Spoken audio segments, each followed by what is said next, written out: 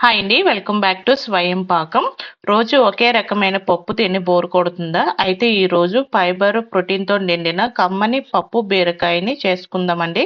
వేడి అన్నంలో నెయ్యితో తింటే ఒక ముద్ద దగ్గర ఆగరు. బీరకాయలో ఫైబర్, విటమిన్‌లు ఎక్కువగా ఉండగా కందిపప్పు మంచి ప్రోటీన్ అందిస్తుందండి. ఇప్పుడు రెసిపీ విధానంలోకి వెళ్ళిపోదాం. ఒక బౌల్‌లో ఒక కప్పు వరకు కందిపప్పుని తీసుకొనైతే వాష్ చేసుకోవాలండి.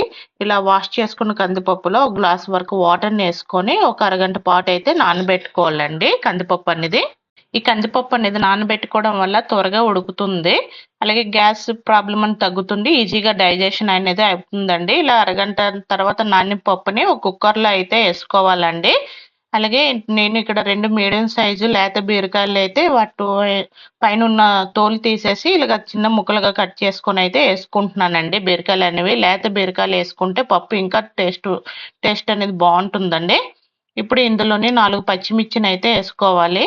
అలాగే 2 బాగా పండిన 2 టమాటోలండి నాటివి ఇవి ఏసుకుంటున్నాను. నేను చింతపండు ఏమి వేయను. ఈ నాటి టమాటాల పులుపనేది పప్పుకి సరిపోతుంది. ఇప్పుడు ఇందులో పావు టీ స్పూన్ పసుపు, అర టీ స్పూన్ వరకు కారం అనేది ఏసుకోవాలండి.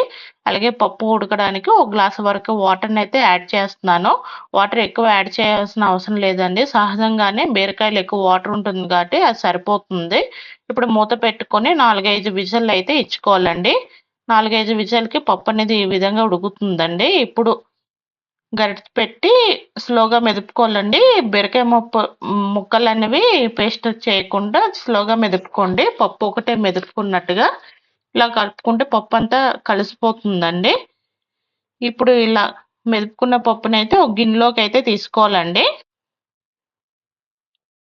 ఇలా గిన్నెలో ఏసుకొని ఇప్పుడు కన్సిస్టెన్సీ బట్టి వాటర్‌నైతే యాడ్ చేసుకోండి.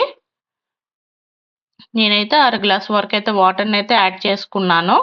ఇలా వాటర్‌ని యాడ్ చేసుకొని ఒకసారి అంతా బాగా కలుపుకొని ఇందులోని రుచికి సరిపోయినంత ఉప్పునైతే ఏసుకోవాలండి. మనం పసుపు, కారం ఎయ్యక్కర్లేదు ఇంకా.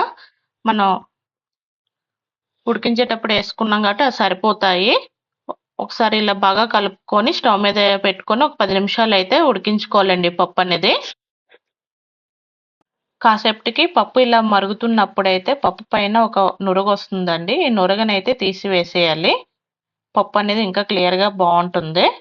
ఇప్పుడు ఈ పప్పు అనేది నాకు ఇలా 10 నిమిషాలకైతే ఉడికిపోయిందండి. ఈ విధంగా దగ్గర పడింది. ఈ విధంగా దగ్గర పడితే సరిపోతుంది. ఇప్పుడు స్టవ్ ఆఫ్ చేసుకొని ఈ పప్పుకనేది తాలింపు అయితే పెట్టుకోవాలండి. ఇప్పుడు పప్పు తాలింపు కోసం స్టవ్ మీద ఒక పాన్ పెట్టుకోవాలండి. పాన్‌లో నేనైతే 3 టేబుల్ స్పూన్ల వరకైతే నెయ్యినైతే యాడ్ చేస్తున్నాను. నేనెప్పుడు పప్పు వండినా నెయ్యితోనే తాలింపు పెడతాను. మీరు కావాలంటే ఆయిల్ కూడా యాడ్ చేసుకోవచ్చండి. నెయ్యినేసుకొని నెయ్యి అంతా బాగా కరిగినాక కొంచెం వేడెక్కాలండి. ఇలా నెయ్యి వేడెక్కినాక ఇందులోని పోపు దినుసులండి. ఆవాలు, జీలకర్ర, శనగపప్పు, మినపప్పునైతే ఒక 4 కలిపి ఒక 2 టీ స్పూన్ల వరకైతే ఏసుకుంటున్నాను. అలాగే ఇందులోని 4 ఎండుమిర్చి చీలికలు, ఒక చిన్న సైజు ఆనియను, ఒక 6, 7 వెల్లుల్లండి దంచినవి వేసుకోవాలి. అలాగే ఒక రెమ్మ కరివేపాకునేసుకోవాలండి. అలాగే ఈ పోపంతా బ్రౌన్ కలర్ వచ్చినంత వరకైతే వేయించుకోవాలండి. మంచి బ్రౌన్ కలర్ రావాలి. అంతవరకైతే ఈ పోపునంతటిని వేయించుకోవాలి. ఈ తాలింపు అనేది కలుపుతూ వేయించుకోండి. ఇలా కలుపుతూ వేయించుకోవడం వల్ల ఈవెన్‌గా ఏగుతుంది. ఇలా తాలింపు అనేది బ్రౌన్ కలర్‌లోకి వచ్చినాక ఇందులోని ఒక పావు టీ స్పూన్ వరకు కారాన్నయితే యాడ్ చేసుకోండి. ఇలా కారం వేసుకొని ఒకసారి అంతా బాగా కలుపుకోండి. కారం యాడ్ చేసుకోవడం వల్ల టేస్ట్ బావుంటుంది. అలాగే పప్పుకనేది మంచి కలర్ అనేది వస్తుందండి. ఇలా స్టవ్ ఆఫ్ చేసుకొని ఇలా వేగిన పోపుని తీసుకెళ్ళి పప్పులో అయితే వేసుకోవాలండి. ఇలా పప్పులో వేసుకొని పప్పులో ఈ తాలింపంతా కలిసేటట్టు ఒకసారైతే గరిటె పెట్టి కలుపుకోవాలి.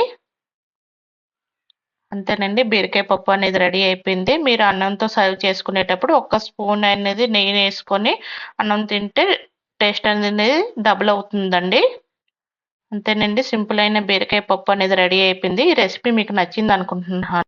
నచ్చితే వీడియోకి లైక్ చేయండి. మీ ఫ్రెండ్స్ అండ్ ఫ్యామిలీతో షేర్ చేయండి. ఇలాంటి సింపుల్ అండ్ హెల్తీ రెసిపీస్ కోసం నా ఛానల్ సబ్స్క్రైబ్ చేసుకోండి. Thank you for watching.